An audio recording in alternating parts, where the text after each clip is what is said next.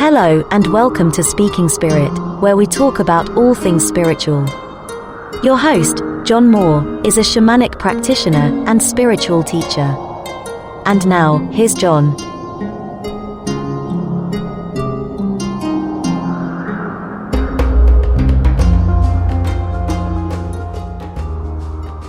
Hello, everybody. Normally, I record these early in the morning. I don't know, there's something about sunrise that keeps my creative juices flowing, and I like that time in the morning. It's quiet. The sort of mental noise of the world quiets down. Today is a little bit different. I'm recording this early in the evening. I don't know if that makes a difference to you or not, but I thought I would point that out. And it's kind of interesting as I do this. It's the sun is setting. I normally do this as the sun is rising. And sunrise and sunset are these beautiful, interesting transition times. They're powerful times of day, powerful times to meditate or to get things done or to soak in the beauty of nature, which is what I love to do. I am blessed to live in a place where I have spectacular sunrises and sunsets. Almost any time the weather is fine. And it was chilly but fine today where I am in the state of Maine in the United States, which is in the northeasternmost corner of the continental United States. If you're not familiar with Maine, we're known for lobster and skiing and I don't know, all kinds of stuff. Stephen King grew up here. If you like horror movies and horror books. Excuse me. Now, normally, some podcasters would edit out their little cough. I'm not going to do that. I don't edit these at all, or thumping the mic as I just did. I do not edit these, so you get the raw, unfiltered me. And maybe I'm just too lazy to edit these. But no, I prefer to just have these come out naturally. So I realize it's one-sided, but it's more like a conversation when I'm talking to you. Today I chose the topic of dream. I'm going to talk about dreams. I'm going to talk about lucid dreaming. I'm going to talk about astral travel or astral projection. And I'm going to talk about shamanic journeying. And these things are all sort of allied under a heading I will sort of, call it soul travel, right? And we'll talk about why that is. I'll talk about the differences between these things. Interestingly, I was watching, or am still watching, a series on Netflix called Behind Her Eyes, which is based on a novel. I will not give spoilers, but there is some amount of soul travel, lucid dreaming stuff going on there. And so, it kind of inspired me to talk about this. And I'm very, very interested in dreams and dreaming in general. As a shamanic practitioner, I do a lot of dream work, and I locally here in my state, once a week, I actually am on the radio doing dream analysis for listeners, which is mostly a fun thing. It's a fun thing that I do and get to connect with people here. And the dreams are always interesting. And, sometimes I'm able to provide some clarity or some relief around some issues with dreams. So I'm going to talk about dreams. I'm going to talk about lucid dreaming, what that is, astral travel or astral projection, and how that sort of equates to shamanic journeying. So let me start out with dreams in general. And again, I'm going to sort of present my take on dream material. And my feeling is, if you're listening to this podcast, you have interested in spiritual topics, that your beliefs may overlap mine a little bit about what dreams are and what they represent. Now, from a psychoanalytic perspective, we go back to Jung and Freud, sort of big minds in psychoanalysis. particularly young, very interested in people's dreams, right? Very interested in people's dreams because dreams allow us to surface a lot of unconscious material, a lot of stuff that, we would not have conscious awareness of. And in my experience doing dream analysis, dreams kind of loosely fall into a few categories, right? One category of dreams are, how would I put this? They're sort of warning posts or flags. You're, particularly, sometimes there's a recurring dream that happens.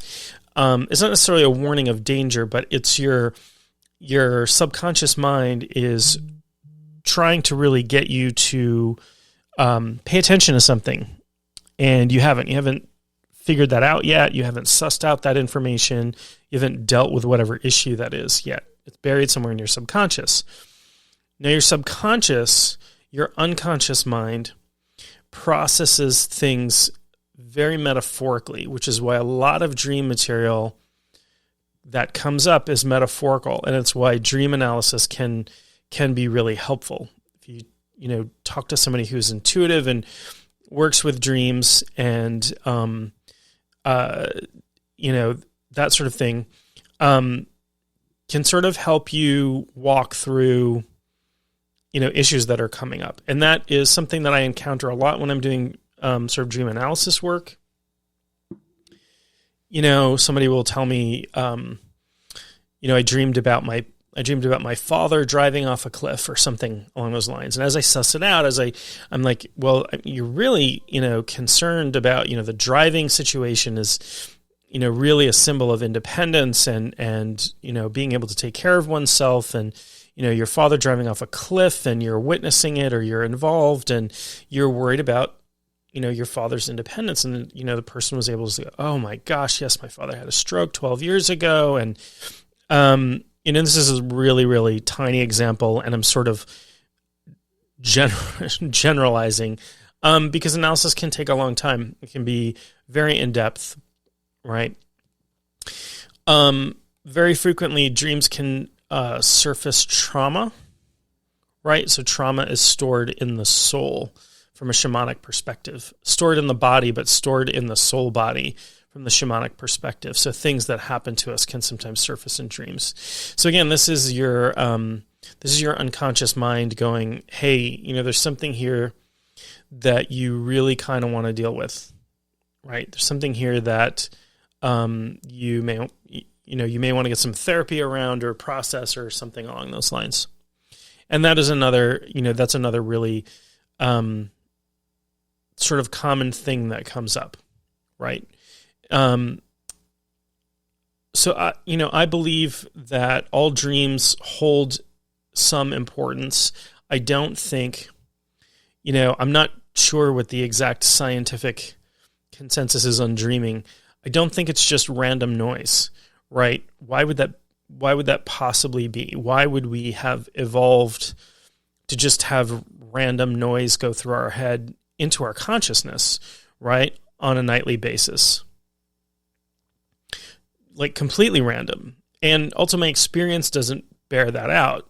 Frequently I'm able to determine with some degree of accuracy some issues that are going on in somebody's life based on some dream material that may not be related to the actual issue, right? They're just symbolic things are happening. So these things are related. I think it's the unconscious. If it surfaces to the consciousness, sometimes it's trying to pay attention to something. Sometimes it's trying to, do what therapists might call processing, right? Processing. You're going through this. You're going through this information and organizing it into, the way that your brain holds information and deals with it.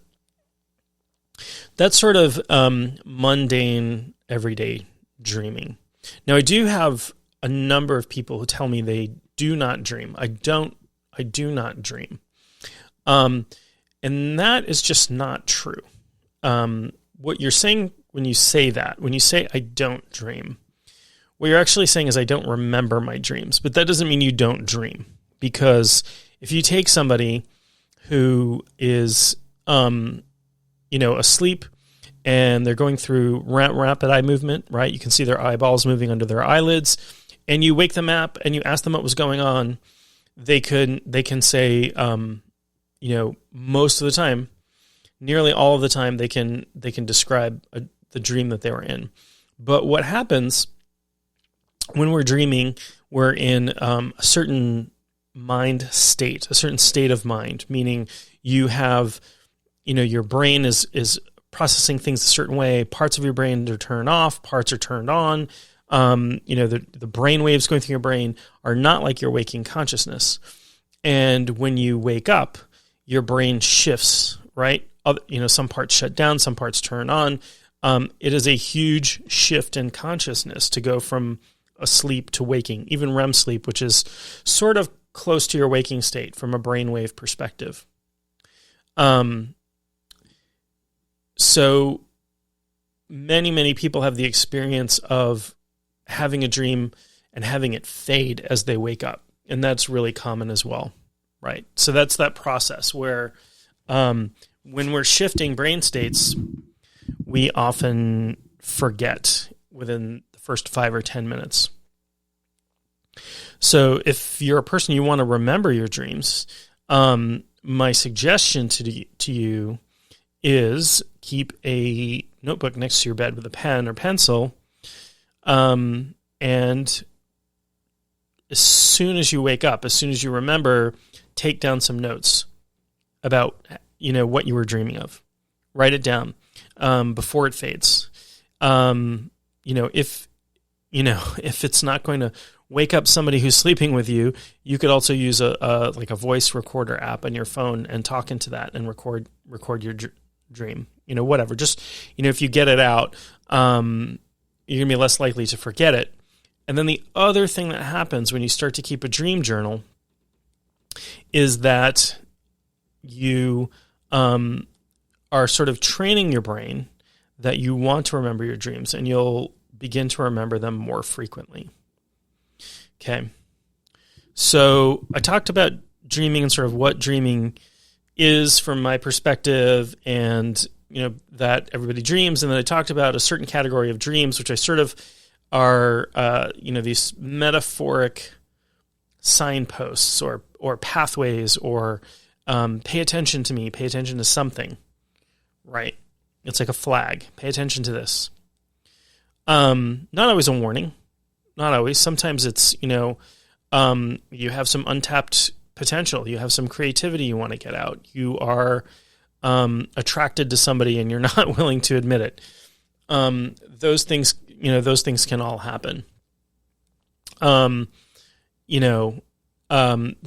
there can be some also some, sort of a second category, which sometimes has some overlap here, are the unresolved feeling dreams, right? So, you break up with somebody and you dream about them, or, you never fulfilled a life dream and you dream about that.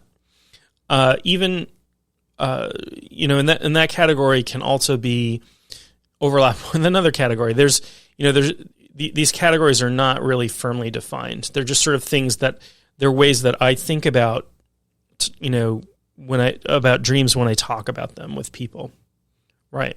Another big one is wish fulfillment, right? And sometimes our wishes can be pushed down into our shadow. I did a whole podcast episode about the shadow, but very briefly, the shadow is the exiled part of ourself. It's the part of ourself that, due to socialization or our values or whatever, we push thoughts, feelings, and desires into that we don't accept about ourselves. So some of that may be sexual, for example, right? So if you have dreams of a sexual nature with somebody who is not your spouse, or somebody who is might be inappropriate to have a sexual relationship with, that can be that sort of thing, right? And I wish people were sort of less alarmed about this. Okay, you can have a dream about somebody and never act on it, and some stuff can be coming up, some thoughts, some desires. It's natural to have this stuff. When you push it into your subconscious, that's when you push it into into your shadow, that's when it can become problematic. Okay, so that's sort of another category. Then there's this sort of larger category that is, sort of spiritual dreams, right? Dreams that are maybe precognitive, maybe they foreshadow something happening, or maybe they're indications that something has happened or is happening. A relative of mine, a very close relative of mine, woke up from a sound sleep at the exact moment another relative of mine was declared dead, unexpectedly in the hospital, and knew that something was going on and said, "I'm gonna go. I'm getting up now because my phone's gonna ring anytime now with something has happened." So precognitive stuff can happen in dreams, and what's going on there? Right? So when we dream, our ego, our conscious mind starts to shut down. And I honestly think that we are normally receiving all of this, what you might call psychic input, these impressions that we're getting, these signals from the world. And they're not surfacing, they're not sort of loud enough above the things that are coming in through our senses. Our sensory input is overwhelming all of that, right? So imagine that you're in a very crowded restaurant and everybody in that restaurant is having a conversation at the top of their lungs, as loud as they possibly can. And there's a couple sitting in a corner whispering to each other. Are you going to be able to pay attention to the whispering? Are you even going to hear it or be aware of it? Probably not. And it's probably, even if you were aware that something's going on, there's a conversation there, they're whispering, the other stimulus in the room is going to overpower that so much you're not going to be able to pay attention to it. And that's why a lot of, many spiritual systems pay close attention to stuff that comes up in dreams. The issue here is not all dreams are precognitive. I have lots of people call me up and, I dreamed about dying. I dreamed about this. I dreamed about that. Dreams of death are not always precognitive, particularly if they're about yours. They're usually about a life transition. If you think of the death card in the tarot deck, it is a card of change, transition, that sort of thing. It's not about physical death. And I have never had an incident or an incidence where somebody talked to me about dying in a dream where that has been precognitive. So in my experience, it's just not the case where those things happen. So that, that can happen. Another thing that can happen is we can become really, really receptive to loved ones who have passed, for example, right? I talk to a lot of people who tell me my grandmother showed up in my dream and said this to me and it turned out to be true. Absolutely. Your grandmother's probably looking in on you from the afterlife. And, it took you entering a dream state to be able to hear that person. This is something, so mediums who are really good, who can talk to people who've crossed over, they're able to enter that sort of a receptive state at will. They're able to train that. It's also why meditators, like meditation that centers around learning to quiet the noise in the environment, is an effective and important tool for doing certain types of psychic development, right? Being able to tune out the noise and listen to the signal that you want to listen to. And tuning is a really great way of describing what the brain does. Okay. I personally, and I'm not alone in this is not my theory. I personally do not believe that consciousness, that human consciousness or any consciousness, is located in the brain. I believe that consciousness is non-local and outside of time. However, I believe that the brain, the human brain, and in my case, I hope I have a human brain. Some people might say that I have a monkey brain. But as far as I know, I have a human brain. And I believe that the human brain is a receiver, very much like a radio receiver of consciousness, of the signal of consciousness, right?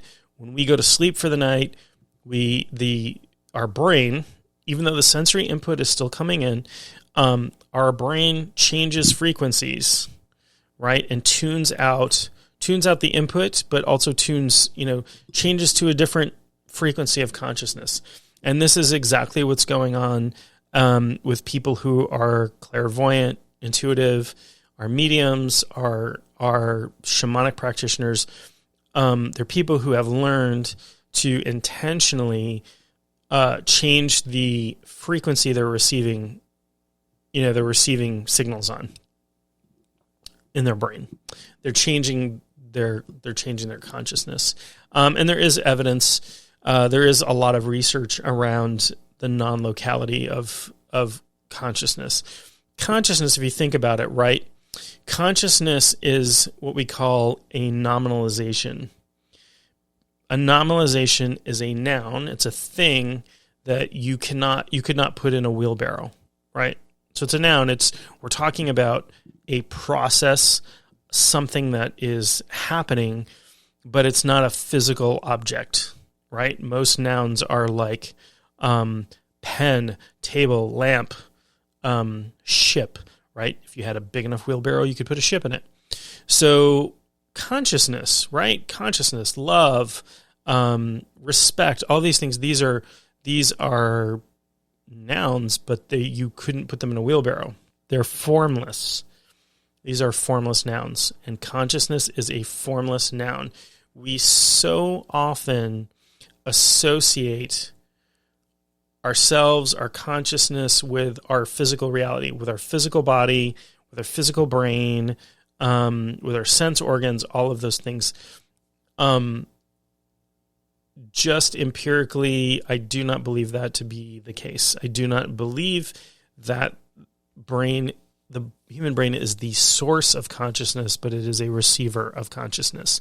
And just like a radio set, you can tune that receiver to different channels. The brain is an absolutely amazing organ. It is an amazing thing that we have. The fact that we're able to use it to tune consciousness, right? But saying that it's the source of consciousness is a little bit like saying the radio show you're listening to is actually generated by the radio, right? The podcast that you're listening to, I'm sitting in my living room talking into a microphone. I am not sitting inside your computer or your phone and talking to you. So your computer or your phone is not the source of this podcast. The source of this podcast is, me talking into a microphone. And yes, there's all kinds of stuff going on. As I talk into a microphone, my voice, the sound waves are changed into an electrical signal, which is digitized and recorded and then uploaded and downloaded, and all kinds of stuff are going on. But it wouldn't be right to say that your phone, your computer is the source of this podcast, in the same way that is not correct, in my opinion, to say that the brain is the source of consciousness, right? And so what happens when we die, and I realize that's probably a whole other podcast, what happens when we die and the brain ceases to function, our consciousness does not go away. It is just not being received anymore by this body mind. This brain is shut down. This brain is no longer functioning. But consciousness is non-local, so it carries on. And trust me, like this is, this is something I experience every day as a shamanic practitioner. Consciousness being elsewhere. Okay. So I've talked a lot about dreams and a lot about the different categories of dreams, and I want to talk a little bit about lucid dreaming. And if you haven't heard that term before, lucid dreaming is when you are dreaming and you know that you're dreaming. If you've ever been in a dream and known that you were dreaming, that technically is what a lucid dream is. But there are a lot of other implications of the term lucid dreaming. One of the implications of lucid dreaming is that you can take control of the content of your dream, right? I do know people who lucid dream really regularly, and they're able to sort of shape their dreams into whatever they want. And there's lots of reasons to do that. Some of those esoteric, some of those merely recreational. Imagine you could go anywhere in the world you want on vacation, do anything you want, eat anything you want, hang out with anything you want, have a conversation with anything you want. That can all be expressed through lucid dreaming. What's going on with lucid dreaming? In my take on this is that so your brain is not a simple system, and so actually tuning to two different frequencies at the same time. So part of your brain that would normally be asleep, the conscious, what we might consider as sort of the conscious waking state of the brain, is actually awake and active, and the dreaming part of the brain is active at the same time, and those signals kind of mix together, and you can take control of the dream. And this is pretty interesting. So this as well brings me to another type of dream, another sort of category of dream that I have experienced myself, and I know people have experienced, and I don't know how common it is, but is the category of dream I would call actually soul travel. And it is more common, in my opinion, with lucid dreaming. And this is where the part of your consciousness that we might refer to as your astral body, which is a semi-formless body, but you can perceive it as having the same shape and characteristics of your body, is able to travel, right? Able to go around, look in on friends, talk to people, talk to ghosts, go to heaven, who knows, right? Wherever you want to go. How is this differentiated? So I want to talk a little bit about how this travel takes place, and I'll use this to segue into talking about astral projection and astral travel as well. Where are you traveling? How are you traveling? What sort of the mechanisms involved here? These soul travel dreams are very closely related to astral projection, and they're very closely related to shamanic journeying. And so what happens is this formless part of you is traveling in other realms. And so in shamanic terms, the world that we live in ordinary reality, in your conscious waking state, the physical world that you walk through, we refer to this as the middle world. And the middle world is also sort of a shorthand for the spiritual template, the formless template in which ordinary reality exists. And I use the metaphor, if you've ever had, if you're my age, you remember in school, teachers used to use overhead projectors, and they would have these clear sheets that they would project up onto the screen, and they could write on them, or they would have stuff printed on them, and you could stack one on top of the other. Or you might have seen in a book somewhere where you have these clear acetate sheets, maybe of, say, the human body, and you can peel back the layer that has the skin on it and see the muscles and the organs, and you peel back the muscles and the organs, and underneath that is the skeletal system, and then you can fold it all over, and those, shining light through them, you can kind of see all of those layers. The middle world is like that, right? The middle world is made up of lots and lots of different sort of frequencies of things. So we have this very physical reality that we move through every day, and we have physical light that we see and all of these things. But every object, every being that we encounter in physical, everyday, ordinary reality has a spiritual counterpart, right? The chair you're sitting on is a spiritual thing. As an object, it has a spiritual component, which if you were doing shamanic journeying, soul travel, astral projection, you would see that. You would see that might be a little different because only because your perception is changing. You've shifted your consciousness. So there's this sort of spiritual overlay of the middle world. The middle world, the spiritual aspect of the middle world, is also where we encounter sort of what I might call nature spirits, mythological creatures, things like ghosts, right? A lot of paranormal phenomena happens in the middle world. And because the middle world frequency is, the spiritual component of frequency is very close to the physical world, sometimes that's when we can have this paranormal stuff that affects the physical world. Okay. And when I talk about nature spirits for a moment, just really briefly, because that's a whole other podcast. So every culture that I can think of has some sort of concept of a nature spirit, right? So in the UK and Ireland and Scotland and Wales, so England, Ireland, Scotland, Wales, sort of the Celtic areas of the world, we have things like fairies, pixies, brownies. The fairy faith is still in many areas of the world taken very, very, very seriously. In Hawaii, they have lots of spiritual creatures, but when I think of like fairies, pixies, brownies, sprites, they have what are called the menehune, and the menehune are these like little people, right? So these little spiritual people exist in so many cultures around the world.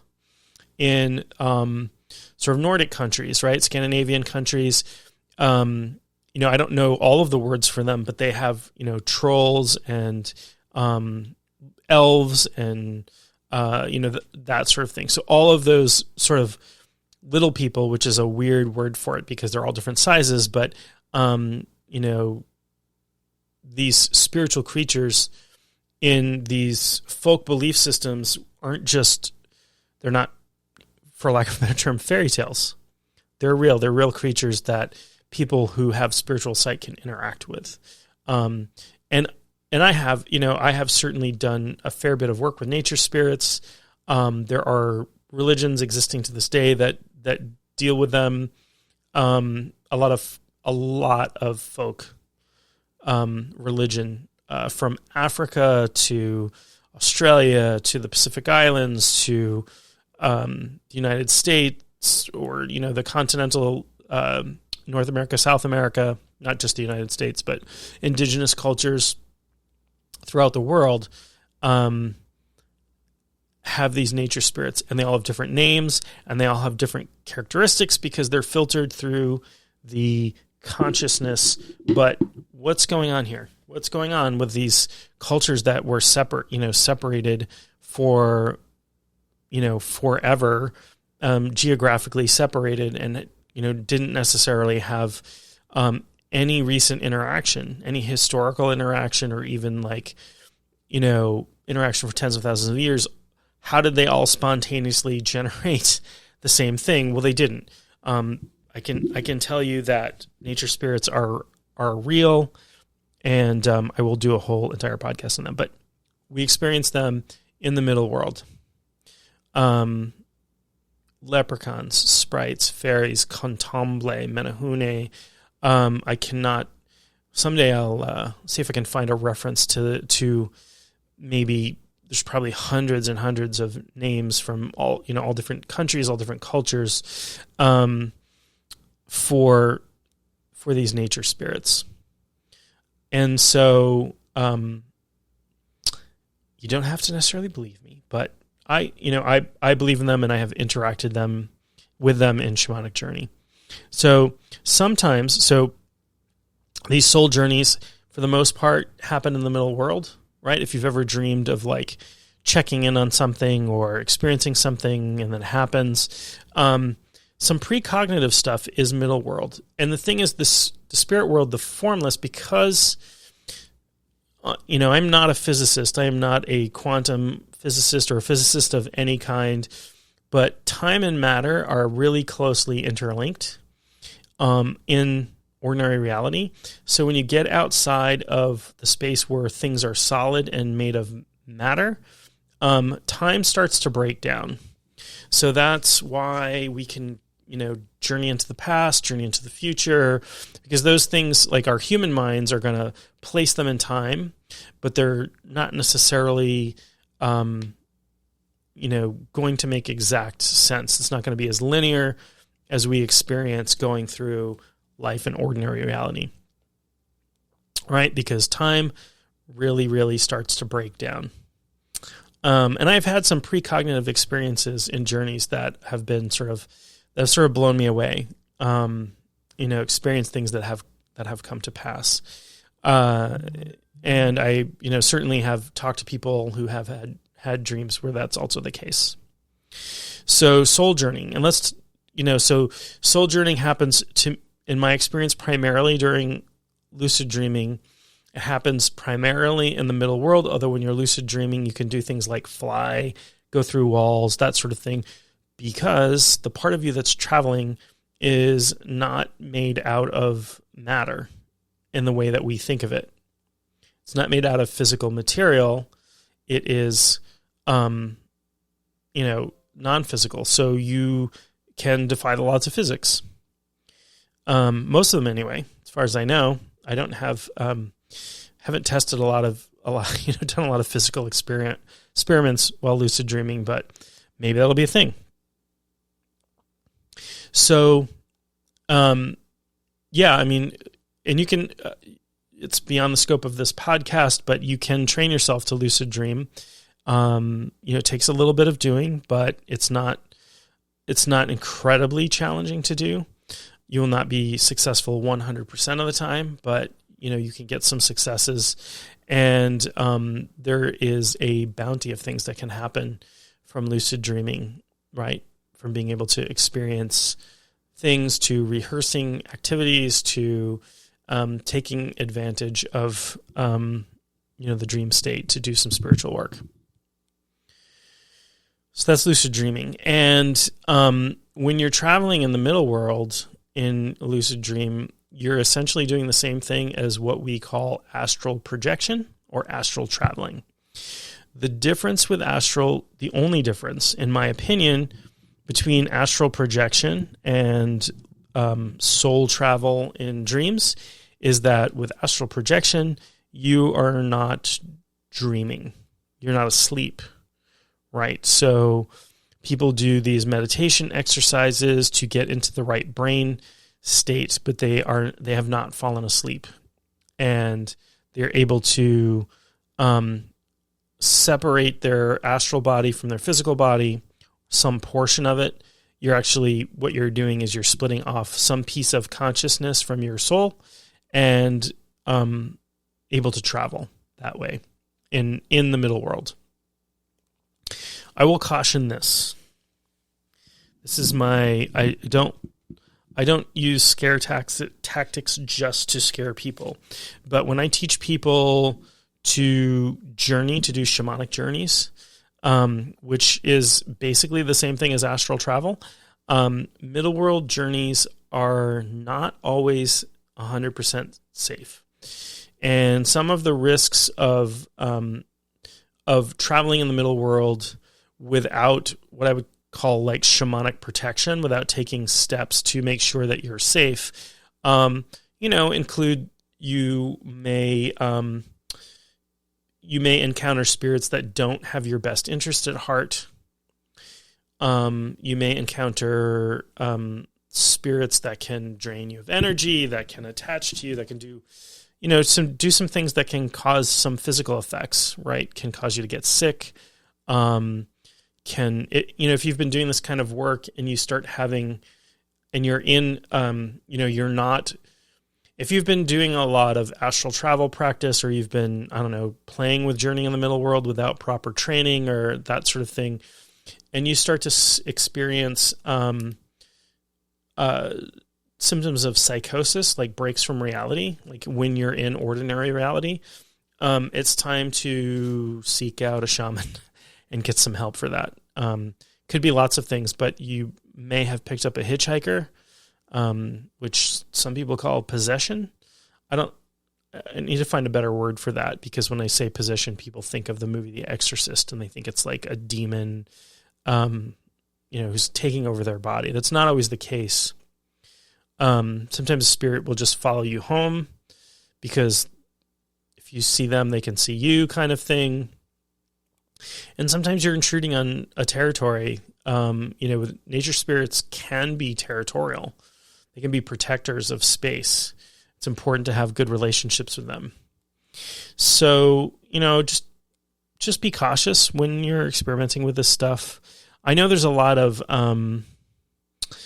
stuff out there about astral travel, and if you have to imagine a silver cord back to your body, and if you don't, if the silver cord gets severed, you'll die. And I that's not my experience. That is, I don't know where that comes from. Maybe that's true. I mean, there are what we call etheric cords that attach people to things and to other people and all that sort of thing. And that's just to me, that's just a different phenomena. When I journey, I don't have to visualize or think about, or I've never even experienced a cord like that. And I'm able to journey. Which brings me to shamanic journeying, which I've talked about a little bit already. But what are shamans doing when they journey, when they go into trance and they journey? So a shamanic journey consists of 3 components. A shaman alters their state of consciousness, right? Goes into a trance, travels in non-ordinary reality, right? So that's exactly what we're talking about here with astral projection and sometimes lucid dreaming, soul travel. And a shaman, the important difference is a shaman always works with helping spirits, right? We form alliances with spirits. Normally, if you're a shamanic practitioner, normally you'll start to build relationships with lots of helping spirits, because they can be like specialists, right? I work with one helping spirit for soul retrieval. I work with another one for doing past life work. I work with another one for doing, divination. I work, they sort of specialize.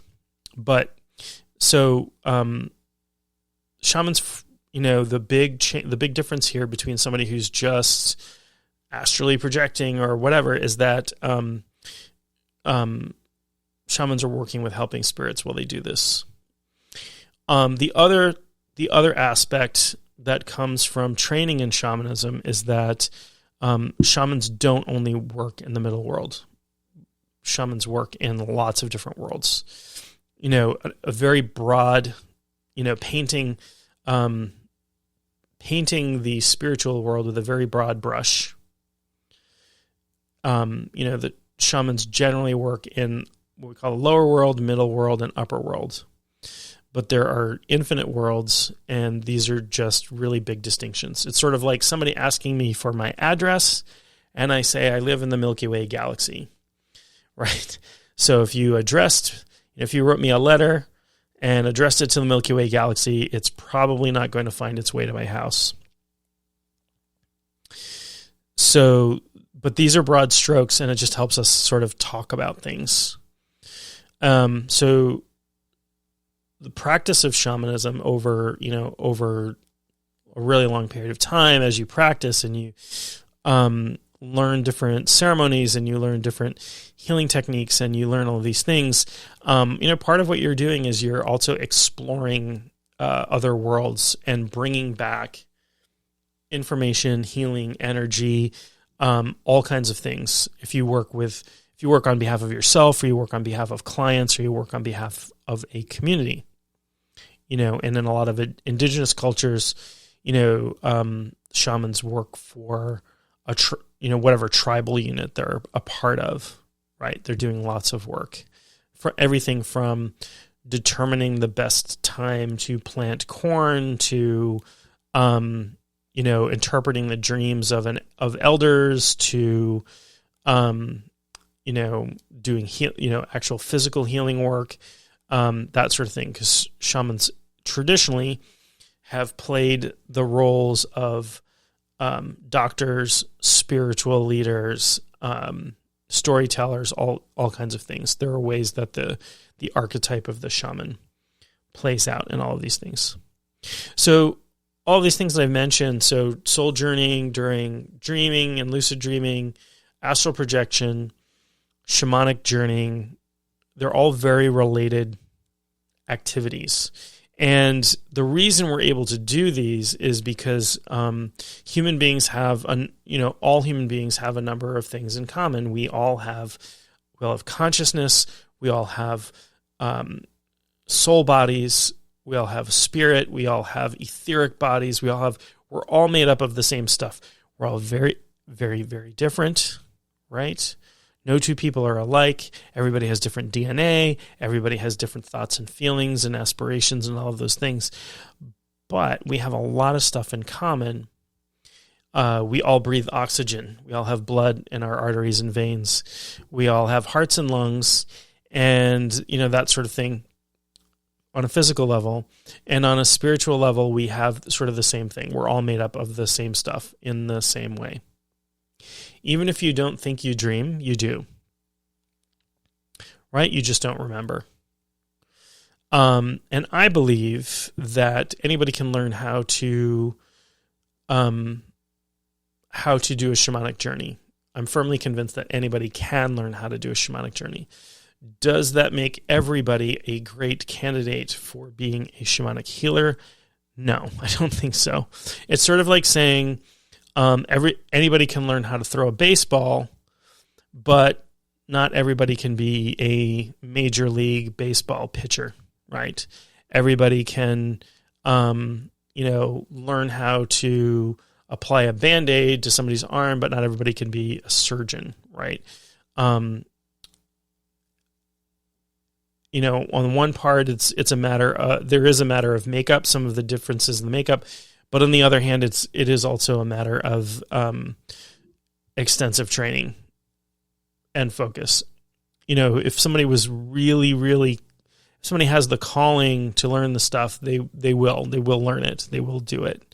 But there's certain things that happen that we know culturally that make people naturally better at this stuff, right?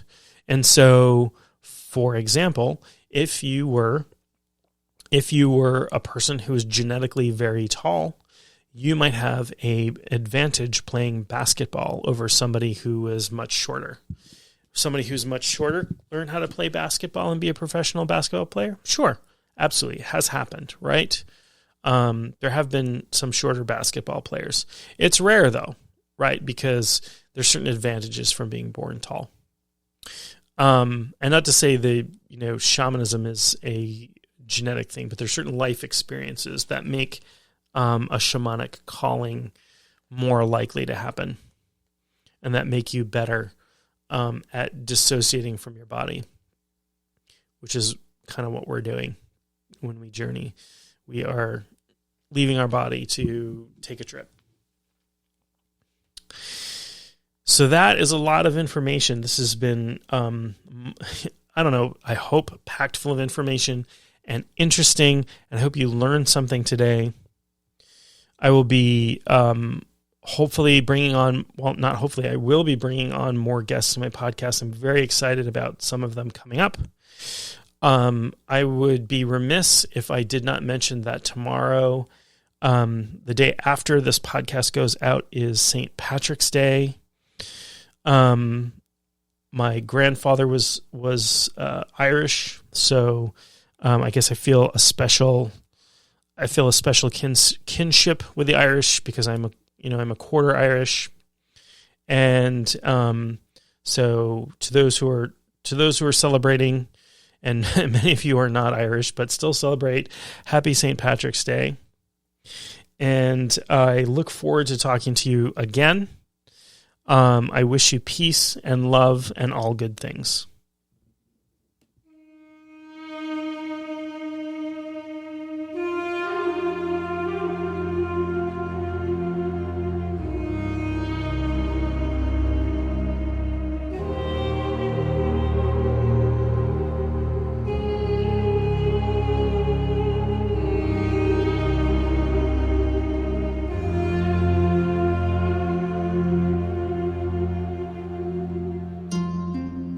You have been listening to Speaking Spirit with your host, John Moore. For more info or to contact John, go to mainshaman.com. That's maineshaman.com.